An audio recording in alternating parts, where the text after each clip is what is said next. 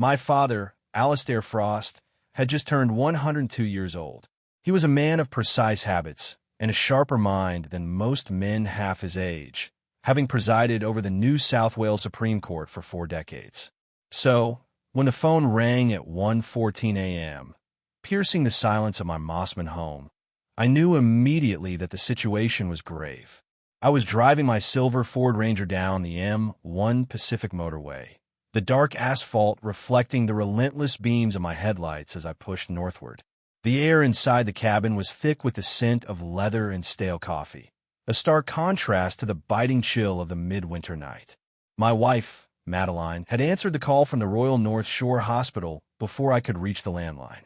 When I pulled over briefly to call her back, her voice was a masterpiece of controlled composure, the same soothing, professional cadence she utilized when chairing board meetings for the Southern Cross Educational Trust. "I'm already here with your father, Lachlan," she said, her tone steady and devoid of panic. "He was admitted just over an hour ago with acute respiratory distress. Please drive safely. There is no need to rush. The doctors have everything under control." I felt a wave of profound relief wash over me, the tension in my shoulders easing just enough to allow me to grip the steering wheel with less ferocity. Madeline was, above all else, reliable. As the CEO of a major educational charity and a trusted advisor to several high-profile foundations, she was a woman who navigated crises with a level of efficiency that I, as a systems engineer, genuinely admired. If she said she was there, she was there. I eased back onto the motorway, maintaining a steady pace, trusting her presence as I had for the 14 years of our marriage. I was about to end the call when I heard it, a faint, rhythmic, and strangely familiar sound in the background. It was the chime of an elevator floor announcement, Level 6 Foyer.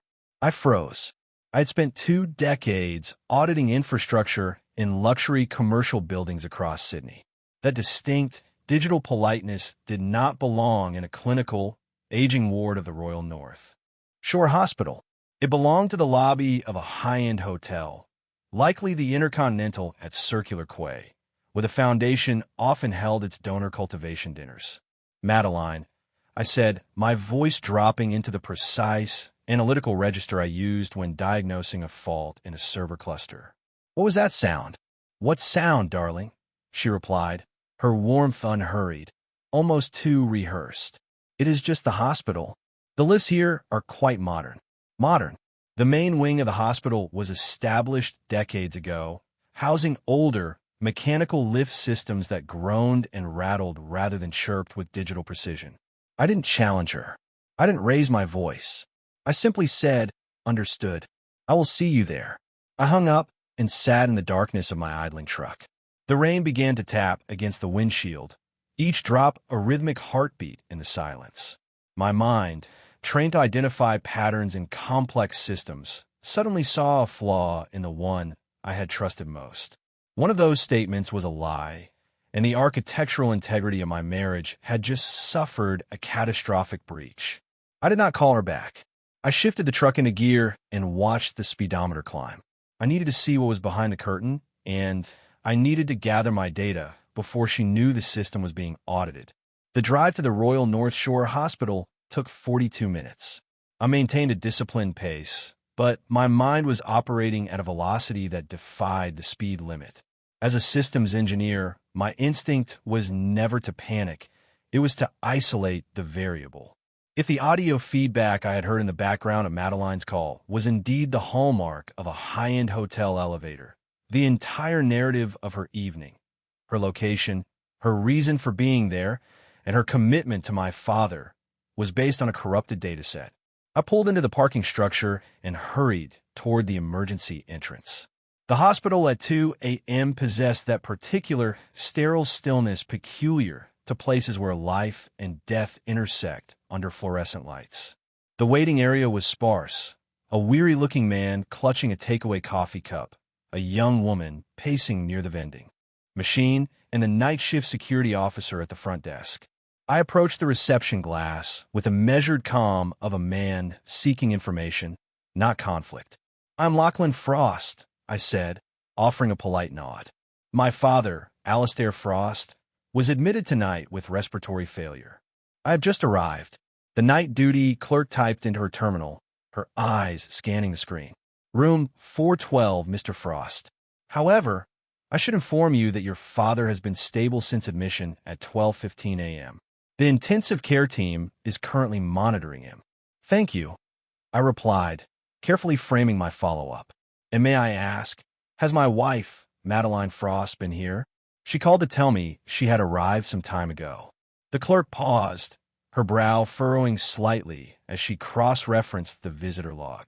There is no record of Madeline Frost checking in tonight, sir. In fact, the nursing staff mentioned that your father has been quite alone since he was stabilized. We have been waiting for a family member to arrive to sign the necessary emergency care authorization forms. The reality hit me with the quiet force of a structural collapse. Madeline had not been there. She had not been there for hours. I thanked the clerk and made my way to the 4th floor. The corridor was bathed in a pale, clinical blue light. I found the head nurse, a woman named Ursula, who looked as if she had been dealing with the rigors of the ward for decades. She met me at the station, her gaze professional and discerning. Mr. Frost, she said, her voice low, your father is resting. We are relieved you are here. We need those forms signed before morning rounds. Ursula, I began, my tone perfectly neutral. My wife mentioned she arrived shortly after my father was admitted. I understand there was some confusion at the desk. Ursula's expression remained guarded, but she stepped back from the station, lowering her voice. Your wife did appear briefly, Mr. Frost. It was around 12:30 a.m. She entered the room, stayed for perhaps 6 minutes, and then departed. She did not approach the nursing station. She did not inquire about his care. She simply left. 6 minutes. I thanked Ursula and walked toward room 412, my footsteps echoing against the linoleum. I pushed the door open to find my father, a man of immense intellect and iron-willed integrity, lying still against the white pillows, his breathing assisted by an oxygen mask. He looked small, fragile, and utterly unattended.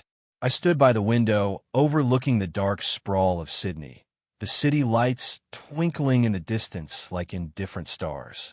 I opened my phone and looked at the call log. Madeline had lied. She had orchestrated a narrative of care while being elsewhere, and she had used that 6-minute window as a calculated piece of performance art to solidify her alibi. I did not feel the erratic pulse of betrayal.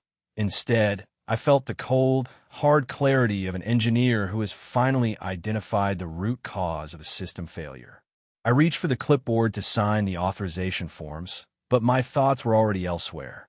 I needed to know what she was hiding and why she had chosen this specific night to build a fabrication. The audit of my marriage had officially begun. I drove back to our home in Mossman at 4:30 a.m., the sky over Sydney beginning to soften into a bruised, pre-dawn purple.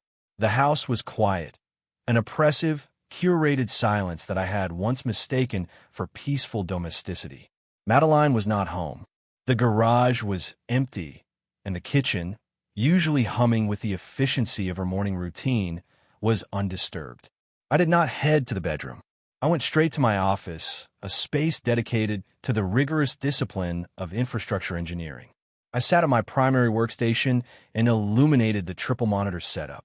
On the central screen, I pulled up my professional calendar for the past 6 months. It was a dense grid of blue blocks, my interstate audits, my site visits to regional utility hubs, and the overnight stays in Melbourne or Brisbane that my work demanded. I opened a secondary window and accessed the public database of the Southern Cross Educational Trust, where Madeline served as CEO. Her calendar was meticulously maintained, a public record of galas, board meetings, and donor cultivation evenings. I began the process of cross-referencing, a task I had performed 1,000 times for server logs, but one that now felt like a post-mortem of my own life. The correlation was immediate, precise, and devastating. On July 12th, I was in Melbourne overseeing a database migration. Madeline had an emergency foundation board dinner. On August 3rd, I was auditing infrastructure in Brisbane. Madeline was at a donor cultivation evening. I continued the extraction, pulling every data point from the last 24 weeks. Out of 17 occasions when my work took me out of Sydney overnight, 17 times Madeline had a scheduled evening event. It was not a coincidence. In systems engineering, we refer to this as a high-probability event, one that suggests an underlying protocol rather than random occurrence.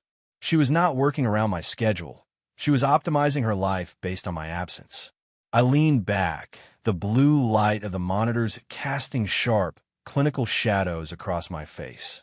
My mind, stripped of the emotional filters that usually soften the edges of my marriage, began to synthesize the data. These were not just gaps in time. They were operational windows. She was maintaining a secondary architecture of life that required my physical distance to function. I pulled out my legal pad, the one I used for project planning, and began to map the timeline. I wasn't just a husband who had been deceived. I was a component that had been bypassed. I thought back to the dinners where she had kissed me goodbye at the door, her expression full of professional poise, telling me how much she would miss our evenings together while she was locked in foundation strategy sessions. Every one of those moments had been a calculated performance. My phone, resting on the desk, pulsed with a notification. It was a text from Madeline, sent at 4:45 a.m. "I am so sorry, Lachlan." The situation at the hospital was overwhelming, and I had to step out to meet with a donor for an urgent contribution. "I'm heading home now. Are you okay?" I stared at the message. The digital smoothness of it was infuriating. She was still pushing the narrative, still reinforcing the alibi. She assumed I was still operating within the framework of trust we had established years ago. She did not realize that I had already migrated to a new system, one where the data points were the only truth. I did not reply. I saved the text as a document, time-stamped and logged. I stood up and walked to the window, looking out over the harbor as the sun began to crest the horizon. The city of Sydney was waking up, unaware of the quiet, methodical dismantling of a marriage happening in a high-rise office in Mossman. I felt no rage, only the cold, sharp necessity of moving forward. I had the win. Now I needed the what. I turned back to the monitors, ready to dig into the bank records. It was time to follow the money. While the sun climbed over the Sydney skyline, painting the harbor in hues of brilliant amber and slate, I remained anchored to my desk. My focus shifted from calendars to the financial architecture of our life. For years, I had operated under the assumption that transparency was the bedrock of our union. We maintained joint accounts, open access to our respective portals, and a mutual understanding that our finances were a shared system. I logged into our primary banking hub. The interface, usually familiar and comforting, now felt like a labyrinth of potential secrets. I began a retrospective audit, filtering for the 17 dates I had identified as operational windows, those evenings when my absence from Sydney had granted Madeline her tactical freedom. I started with the statement from July. My finger traced the line items: groceries, fuel, standard utilities. Then, I hit an entry that did not belong. Zinc Bar and Bistro, New Haven, $287. I checked the metadata attached to the transaction. It was time-stamped at 8:43 p.m. on the night I was in Melbourne. New Haven, a boutique suburb in Sydney's inner west, was an hour away from the Foundation's office. It was a place where we had no social ties, no regular commitments, and no logical reason for her to be. I checked August 3rd, the night of my Brisbane audit. A charge appeared for the study for $112. Another upscale bistro in the same area. September 18th, a dinner at a private club in the city. By the time I reached the end of my analysis, I had documented 11 distinct restaurant charges in the inner west on the exact nights I was traveling. The patterns were not just suspicious, they were absolute. But it was the digital footprint that truly shook the foundation of my certainty. I opened the credenza where I kept an old, dusty MacBook, a device we had set up in 2019 for family photo syncing. In the rush of my career and our busy lives, I had neglected to disable the cross-device integration for iMessage. When I opened the lid, the screen flickered to life, the system still clinging to the local cache of a conversation thread that had been deleted from her primary phone. The contact was simply labeled L. I did not read them as a betrayed husband. I read them as a systems analyst. I scanned the exchanges. There was no crudeness, no reckless language. Instead, there was a frightening, intellectual intimacy. They debated books, discussed the philosophy of regret, and coordinated their meetings with the precision of a military operation. They talked about us as if they were a separate, sovereign entity, an entity that existed only in the shadows of my absences. I scrolled to the most recent entry, dated January 12th, the day of my father's crisis. "I wish we had met before I became the person I am now," she had written. The response was equally cold. "We both know this is wrong. We both know we are not stopping." I felt a hollow ache in my chest, a physical manifestation of the system failure I was documenting. This was not a moment of weakness. It was a dual-life architecture built on deliberate choices. And then I saw the most damning piece of metadata. At 11:23 p.m. on January 12th, 24 minutes before the hospital called me about my father, there was a log entry. iCloud keychain reset. She had not panicked when she heard about my father. She had prepared. She had sanitized her digital life before the crisis even broke, anticipating that her proximity to the truth might eventually be challenged. She had reset the very keys to our digital existence to ensure that if I ever looked, the trail would be cold. She had treated our marriage not as a partnership, but as a site to be secured and eventually wiped. I closed the laptop, the screen reflecting my own face, a man who had spent his life building systems he thought were impenetrable, only to realize he had been living in one built by a stranger.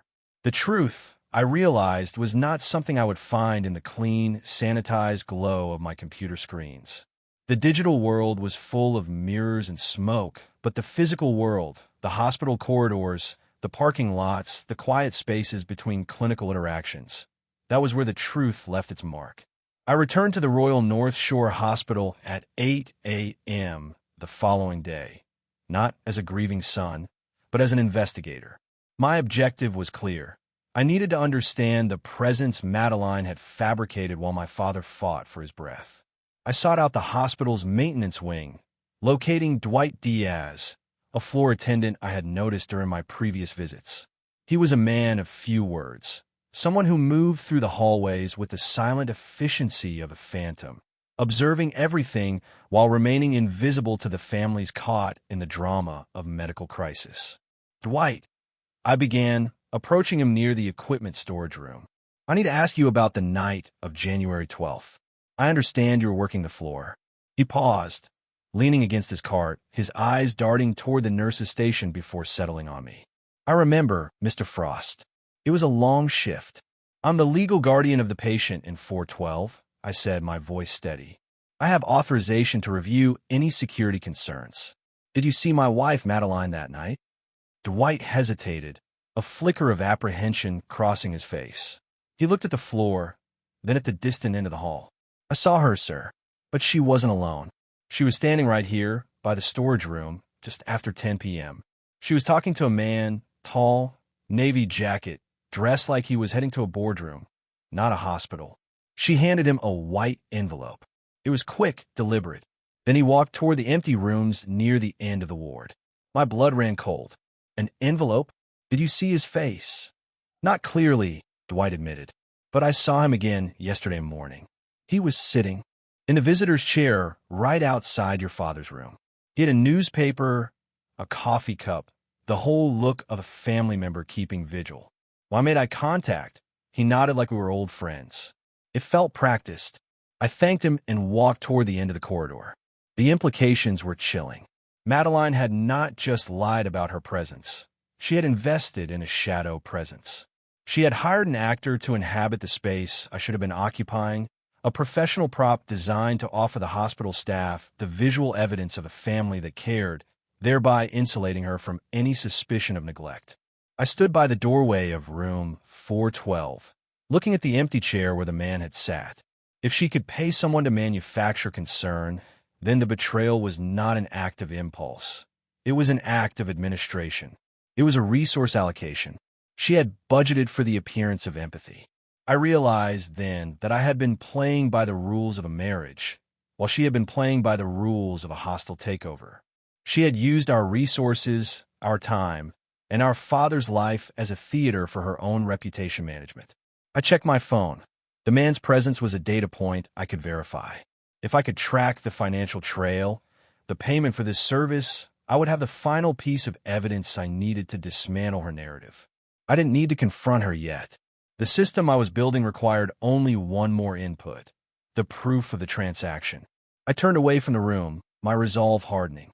Every step I took toward the elevator felt like a move in a game I was finally beginning to master. She had left a trail, and I was going to follow it until it led me to the center of her reality.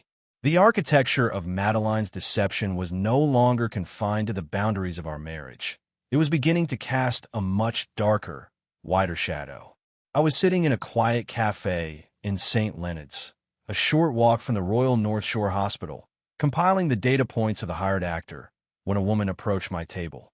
She looked profoundly exhausted, her posture carrying the unmistakable weight of chronic distress.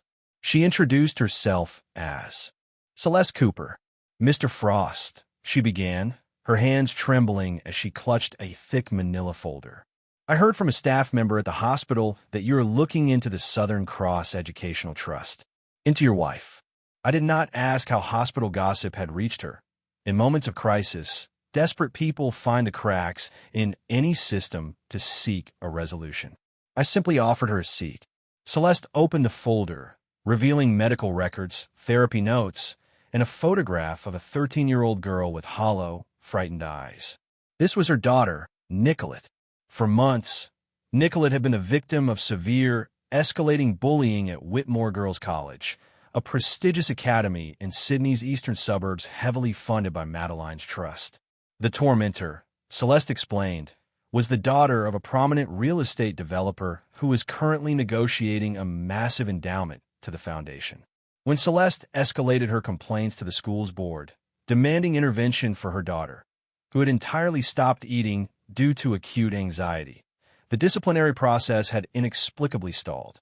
"The headmaster told me they were handling it internally," Celeste said, her voice breaking.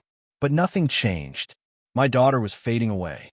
Then, a sympathetic counselor anonymously forwarded me this.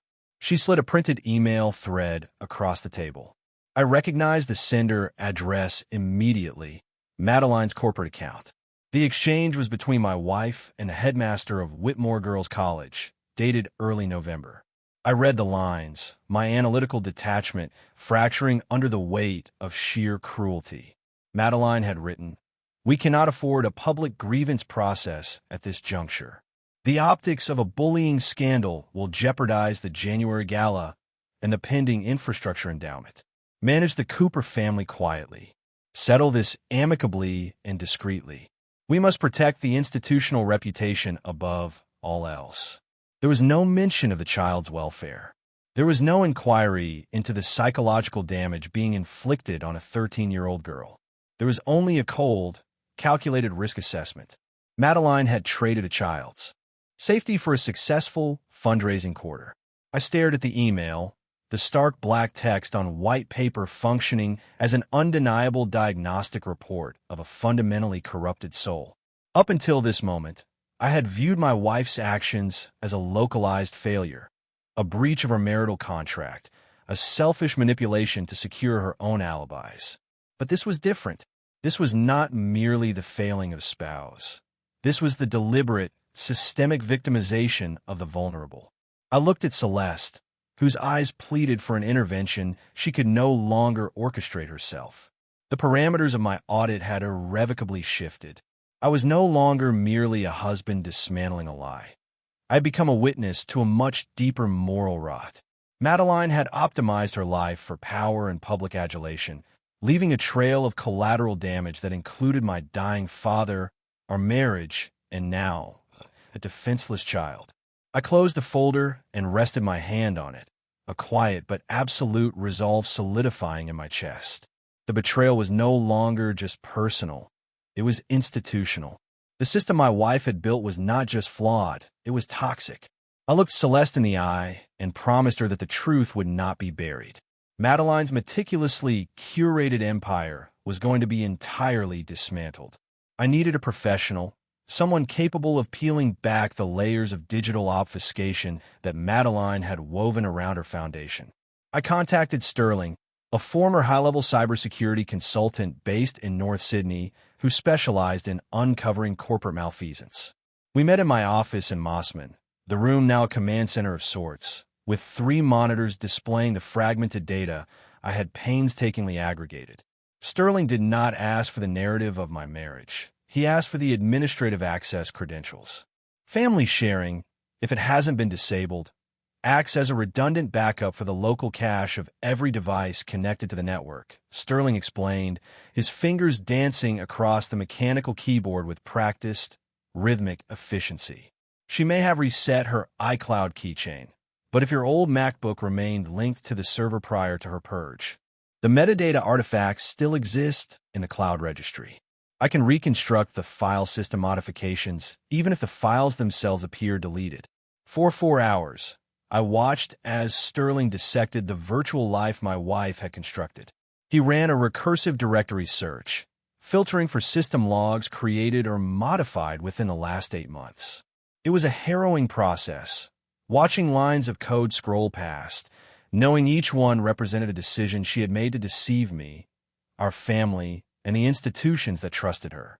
The breakthrough came at 2 p.m. Sterling recovered a file labeled w_incident_nov_2024.pdf from the trash recovery directory. The creation metadata identified the author as D.Hale, Madeline's maiden name, and it had been modified shortly after the email thread to the headmaster of Whitmore Girls College. Sterling opened the document, and we both fell silent. It was a comprehensive internal incident report regarding Nicolette Cooper, authored by the school counselor, detailing every physical intimidation, every psychological attack, and every formal complaint Celeste had filed. It was a document that the school had officially claimed never existed, a report they had told the Cooper family was substantiated as unsubstantiated due to insufficient evidence. Madeline had held the proof of the bullying in her own private digital archives, yet she had suppressed it to maintain the facade of a clean, successful fundraising campaign. "It gets worse," Sterling said, his voice dropping an octave as he moved into the calendar analysis. He pulled up a secondary, hidden calendar synced to a private server, an account under the name Leon Rivera, a student I vaguely recognized as a top-performing intern at the Southern Cross Educational Trust. The overlay was precise. Every red dot representing a meeting in Madeline's hidden calendar perfectly mapped onto my own blue dots of interstate travel. It was a flawlessly executed schedule of betrayal. She wasn't just managing a schedule, Lachlan, Sterling noted, his eyes never leaving the screen. She was load-balancing her life. She used your professional absences as the variables to trigger her. Meetings with this Leon entity. The level of coordination suggests she wasn't reacting to your trips. She was using them as a failsafe to ensure no overlap in her activities. Finally, Sterling executed a script to pull the iCloud synchronization logs from January 12th. The screen turned black, populated by white text. "Here, look at the timestamp." He pointed to a line of code. iCloud unreset token. 23 hours, 23 minutes, and 17 seconds. It was exactly 24 minutes before the hospital had contacted me regarding my father. She hadn't just reacted to the crisis. She had purged her digital existence before she knew there was a crisis to hide. She had been operating on a protocol of continuous deception, and when the emergency call came, she had simply followed the predetermined steps of her exit strategy. I looked at the timestamps, the cold, objective witnesses of her intent. Humans lie with words, emotions, and performative grief, but digital systems do not have the capacity for remorse. The timestamps were immutable. They proved that Madeline had architected her betrayal with the same professional precision she applied to her charities. I had spent 15 years building server infrastructure, believing in the reliability of logical systems. only to find that my life had been dismantled by someone who used that very same logic to hide in plain sight. I felt a strange sense of clarity. The why was no longer a mystery. It was simply a design flaw I was now prepared to fix. The following morning, I stood in a quiet corner of a cafe in North Sydney, waiting for the one person whose testimony could shatter the foundation of Madeline's carefully constructed reality. Leone Rivera arrived exactly at 10 a.m. She was 23, a brilliant graduate student whose eyes betrayed the exhaustion of someone carrying a secret that was slowly eroding her moral center. When she sat across from me, she did not bother with pleasantries. Her hands, resting on the table, were trembling, a stark contrast to the composed, professional facade she wore in the Foundation's office. "I know what you have, Lachlan," she said, her voice barely a whisper, though it carried the weight of a confession. "Sterling reached out to you, didn't he? I saw the forensic logs. She thinks she deleted everything, but she never understood how the server architecture actually cached the sync cycles." I watched her, looking not for a target, but for the human being caught in the machinery of Madeline's ambition. "Why are you here, Leone? You have everything to lose: your internship, your recommendation, your standing in the graduate program. Madeline holds all the cards." Leone looked away toward the bustle of Miller Street, where commuters moved with the oblivious rhythm of a normal day. "Because I am tired of being the silent component in her machine. I was the one filing the correspondence between her and the headmaster. I was the one managing the logistics of the accounts that didn't appear in the annual audits. I told myself it was just administration, that I was simply learning how the world of high-level philanthropy operated. But then I saw the Cooper file." She reached in her bag and slid a small, encrypted thumb drive across the table. "This is the suppression protocol for the 3 cases I handled. Emma, the name she used for Nicolette, wasn't the first. There was Bradley in 2019 and Sophia in 2021. The methodology was identical every time. Threaten the parents with litigation, manipulate the school records, and bury the investigation behind an NDA and a modest hush-money settlement. I have the receipts, the internal memos, and the recorded directives from Madeline." My pulse quickened, but I kept my demeanor neutral. "She threatened you, didn't she? I know she suggested that your immigration status might be compromised if you chose to speak." Leone's face hardened. "She used the Foundation's legal counsel to imply that my visa status was precarious, that she had connections in the Department of Home Affairs who could make life very difficult for a foreign national who betrayed the institutional trust. She turned my own life into a leverage point." "Leone," I said, leaning forward, "you are not an asset to be managed. You are a person who has recognized a systemic corruption. If you provide this evidence, I will ensure that you are protected. I have the legal counsel of Desmond Mercer, a man who knows exactly how to navigate the institutional threats she is using." She looked at me, her eyes wet with the first signs of release. "It isn't just about the immunity, Lachlan. It is about the fact that I looked at those children and I saw them as numbers in a ledger. I helped her make them invisible. I don't know if I can ever undo that, but I cannot continue to exist in a system that defines human dignity as a negotiable asset." As she spoke, I realized that Leone was the final human component of the system I was auditing. She was the whistleblower who provided the missing link between the digital evidence and the physical impact. We sat in silence for a long moment, the hum of the cafe surrounding us. I had the documents, the forensic timestamps, the testimony, and the corroboration. The machine Madeline had built to silence the truth was now being fed the very data that would force its collapse. I reached out and took the thumb drive, feeling its weight. It was small, plastic, and entirely lethal to the empire Madeline had spent years perfecting. I had no satisfaction in this, only the chilling realization that my wife had not just been unfaithful. She had been a predator, and the young woman sitting across from me was the first of her victims to finally break free.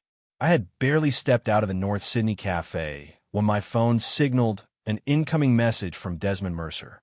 I knew, even before reading the text, that the equilibrium of my silent investigation had been breached. The notification was curt.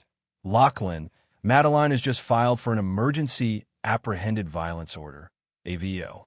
She is claiming harassment, emotional instability, and intimidation. She is moving to have you removed from the Mossman residence and barred from accessing any joint assets or communication channels. The world around me, the familiar glass facades of the city, the steady flow of morning traffic, suddenly felt like a closing trap. Madeline was not merely defending herself. She was executing a preemptive strike. By positioning me as an unstable, grief-stricken husband suffering a mental collapse, she was systematically neutralizing the credibility of my evidence. If the court accepted her narrative, every document I had recovered, every forensic timestamp Sterling had extracted, and every witness testimony I had coordinated could be dismissed as the delusional projections of a man spiraling into a breakdown. The hearing was scheduled for January 22nd. The same day, the Foundation Board was set to vote on the $2.1 million emergency grant to Whitmore Girls College. The timing was too precise to be coincidental. She had collapsed the timeline, creating a tactical bottleneck where I would be forced to choose between defending my sanity in a courtroom or preventing the final, catastrophic liquidation of Foundation funds. I met Desmond an hour later in his office on Capitol Avenue. The room was sterile, the mahogany furniture polished to a mirror finish, reflecting the grim reality of our situation.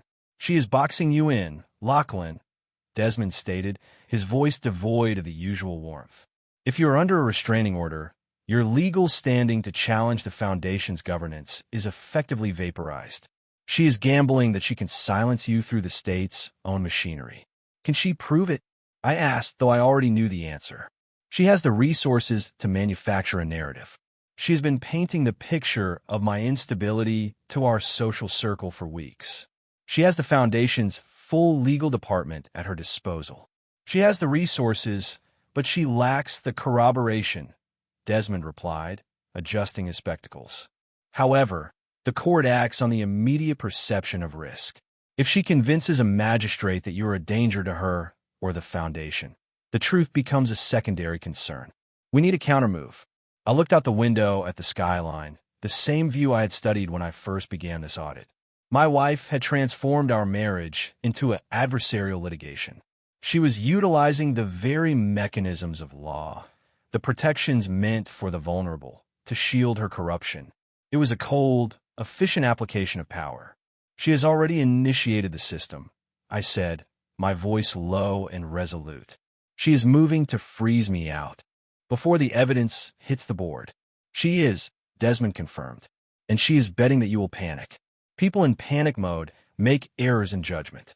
If you try to confront her now, you validate her claims of harassment. You must remain invisible. Let her continue to believe she is in control of the narrative, while we prepare to shatter it at the board meeting." I left his office with a hollow, vibrating tension in my limbs.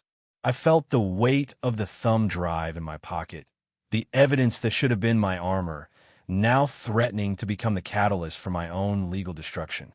I had spent my life believing that if one built a system with integrity, it would withstand any assault. I was now learning that a system is only as strong as the people who operate it, and Madeline was operating ours with the singular intent of burning it down to hide her secrets. I had 2 days until the hearing. I had to remain quiet, disciplined, and invisible while my wife prepared to take everything I was from me. The irony was not lost on me. The truth was finally ready to be told, but might be silenced by the very institution I needed to deliver it. The afternoon of January 23rd was stiflingly humid, the air in Sydney heavy with the anticipation of a summer storm. I stood in the lobby of the Intercontinental at Circular Quay, my reflection in the floor-to-ceiling glass appearing as that of a man who had not slept in days. I was carrying a portfolio that contained the architecture of Madeline's collapse, the forensics, the testimonies, and the damning evidence of a systematic eraser of children. The AVO hearing had been stayed by a last-minute technicality Desmond had engineered, buying me exactly enough time to intercept the Foundation's closed-door board session. As I ascended to the executive suite, I felt a peculiar, icy stillness. I was no longer a husband fighting for a marriage. I was an auditor presenting a final report on a system that had reached its critical failure point. I pushed open the double oak doors to the boardroom. 12 directors were seated around the mahogany table, Madeline at the head, her navy blazer crisp and professional, a tablet in front of her. The shock on her face was momentary, quickly replaced by a mask of cold, imperious outrage. "Lachlan," she stated, her voice sharp enough to cut the heavy air. "This is a closed session. You have no standing here. Security will escort you out." "I'm not here as a spouse," I replied, walking toward the center of the table and placing my portfolio down.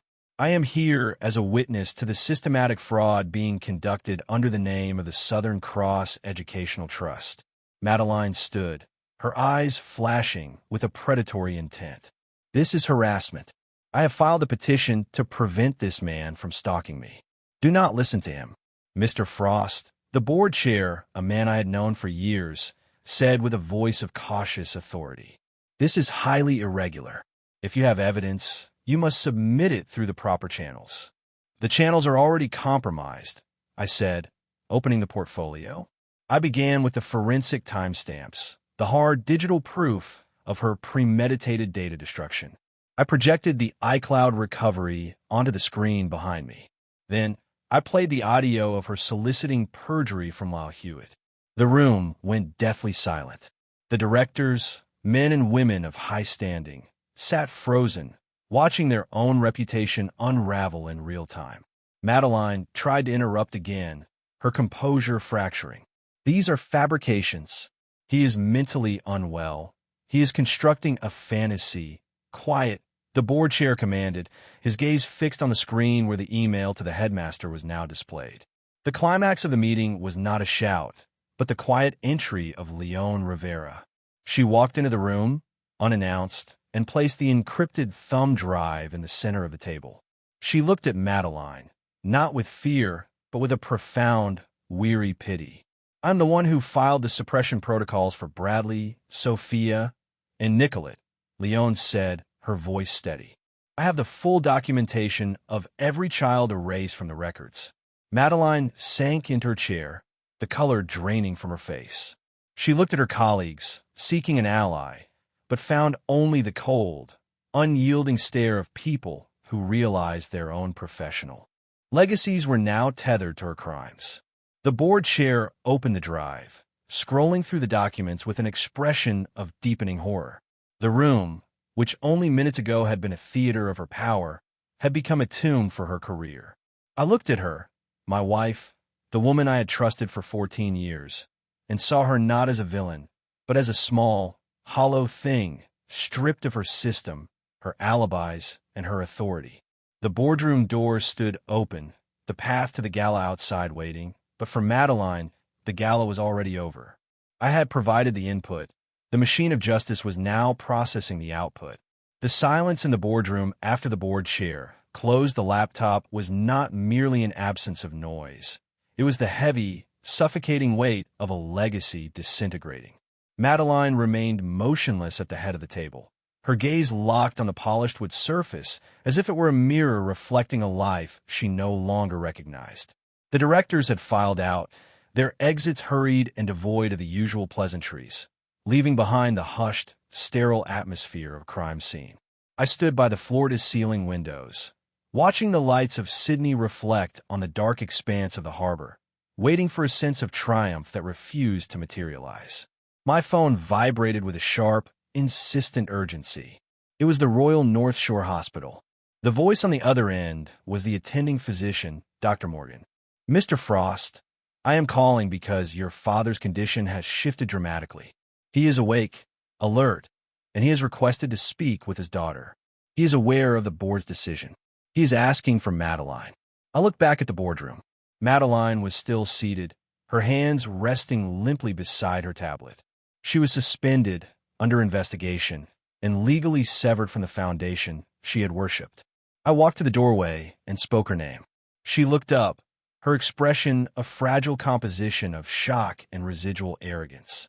"Alistair is awake," I said, my voice hollow. He knows what happened at the board meeting. He is asking to see you. The drive to the hospital was a blur of neon lights and the rhythmic hum of the M1 Pacific Motorway. When we arrived, the ward was quieter than I had ever known it. We walked into room 412, the air smelling of antiseptic and the slow, inevitable approach of an end. My father, Alistair Frost, lay propped against the pillows, the oxygen cannula tracing the lines of a face that had once commanded the highest court in the state. His eyes, though clouded by the immense effort of remaining conscious, possessed a crystalline, judicial sharpness. Madeline approached the bedside, her posture stiff, as if she were preparing for a hearing. She reached out, but my father shifted his hand, a subtle, deliberate movement of refusal. Madeline, he whispered, his voice the thin, raspy instrument of a man who had reached the final perimeter of his life. I have heard the reports. I have heard what you did to those children. I have heard how you weaponized your marriage to facilitate theft. Dad, it is not what you think, she started, the rehearsed rhetoric of her public life spilling out.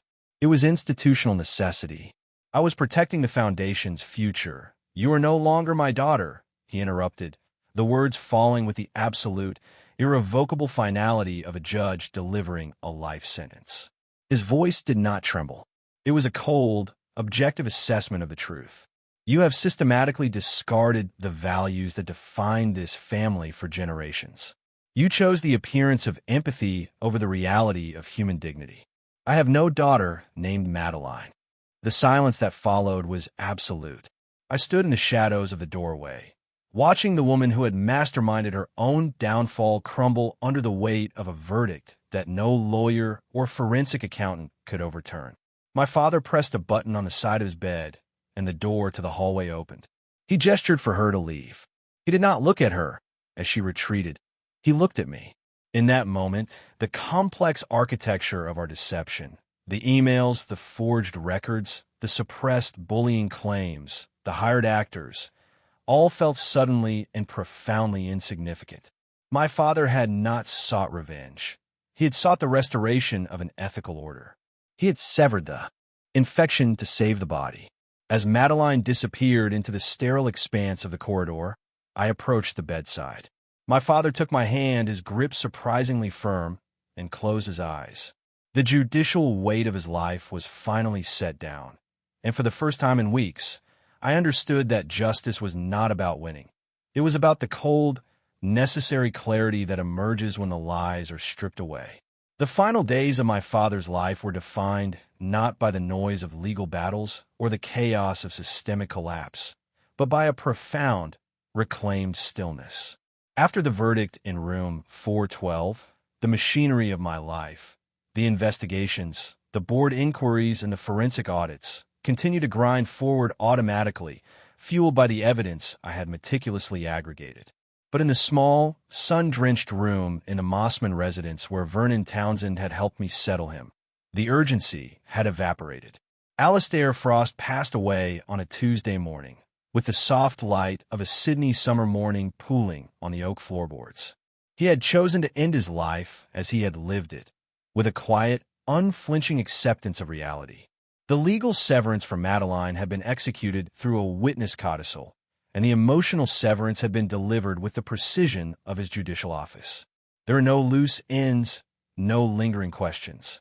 The file he had once kept in his bedside drawer, a letter meant for me to read after his passing, had been discarded as medical waste days earlier because I had finally become the man he had hoped I would be, one who did not need a manual to recognize the truth. In the aftermath, the system I had triggered processed the consequences with chilling efficiency.